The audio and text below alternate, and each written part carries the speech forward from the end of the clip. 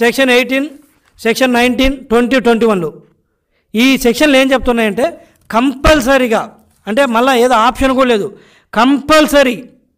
కంపల్సరీగా ఇంటిమేట్ చేయాలి. ఏది సెక్షన్ 18 ప్రకారము మీకు చెప్తాను. సెక్షన్ 18 ప్రకారం ఏంటంటే కంపల్సరీ ఇంటిమేషన్. ఏ కేసులో అయినా సరే ఈ రోజుకి ఎనీ కోర్టులో, సివిల్ కోర్టులో కావచ్చు, హైకోర్టులో కావచ్చు, సుప్రీంకోర్టులో కావచ్చు, రాష్ట్రంలో ఎవరైనా కేసులు డిస్ప్యూట్స్ ఉంటే అవి మొత్తం 3 నెలలలోపు సెక్షన్ 18 ప్రకారము ప్రభుత్వానికి చెప్పాలంట. చెప్పకపోతే ఇక వాటిని టైటిల్ రిజిస్టర్లో భవిష్యత్తులో ఎక్కించరు. అంటే వాళ్ళ ఆర్డర్స్ ఫేవర్గా రాని ఏమన్నారని ఇక ఆ భూమి వాళ్ళది కాదన్నట్టుగా డిక్లేర్ చేస్తారు. 3 నెలల్లో చెప్పాలంట.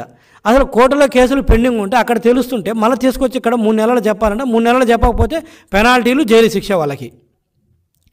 సెక్షన్ 18 ప్రకారము కంపల్సరీ ఏ కోర్టులో ఉన్నా చెప్పాలంటే అది ఎంత ప్రాసెస్ అది. అసలు ఉన్నది కోర్టులో సెటిల్ అయితే వాళ్ళకి ఆర్డర్స్ వచ్చేస్తే వాళ్ళ పాటికి వాళ్ళు బతుకుతారు. ఇప్పుడు మీకు చెప్పడం ఏంటి, 3 నెలలు చెప్పాలి, చెప్పకపోతే జైలు శిక్ష ఏంటి, అదొకటి. సెక్షన్ 19 ఏం చెప్తుంది, compulsory intimation of sale deeds. ఇది మోస్ట్ డ్రాకోనియన్ ప్రొవిజన్.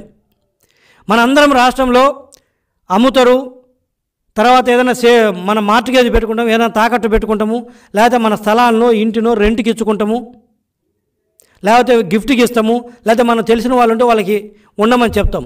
ఈ ట్రాన్సాక్షన్స్ ఏమున్నా కూడా సెక్షన్ 19 ప్రకారము 3 నెలలలోపు ప్రభుత్వానికి చెప్పేసేయాలంట. అంటే ఒక వ్యక్తికి ఒక చిన్న షాప్ ఉంది, ఒక టీ కొట్టుకి లేకపోతే ఒక బార్బర్ షాప్కి ఒక 5,000కో 10,000కో రెంట్కి ఇచ్చాడు. దాన్ని ప్రభుత్వాన్ని చెప్పేశారు 3 నెలల్లో. నేను పలానా వ్యక్తికి ఏదో టీ షాప్ పెట్టుకోవడానికో లేకపోతే కిరాణా షాప్ పెట్టుకోవడానికో నేను రెంట్కి ఇచ్చాను, రెంట్ 5,000 రూపాయలు. ఆ వ్యక్తి డీటెయిల్స్, ఈ ఇచ్చిన వ్యక్తి డీటెయిల్స్ మొత్తం తీసుకుపోయి ప్రభుత్వానికి చెప్పాలంట 3 నెలల్లో.